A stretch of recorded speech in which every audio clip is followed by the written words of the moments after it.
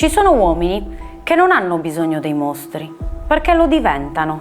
Dietro volti comuni, dietro sorrisi normali, crescono ossessioni che rodono la mente e la trasformano in un labirinto senza uscita. Da ottobre vi porterò lì, non nei luoghi, nella psiche. Ogni martedì con le parole, ogni giovedì con le immagini. Incontreremo assassini e specchi deformati dell'animo umano. Li guarderemo da vicino, capirete che l'orrore non finisce nel crimine, sopravvive nel silenzio che ci cammina accanto. L'ombra dell'assassino. Da ottobre, ogni martedì l'articolo, ogni giovedì il video. Una volta entrati, non c'è via d'uscita.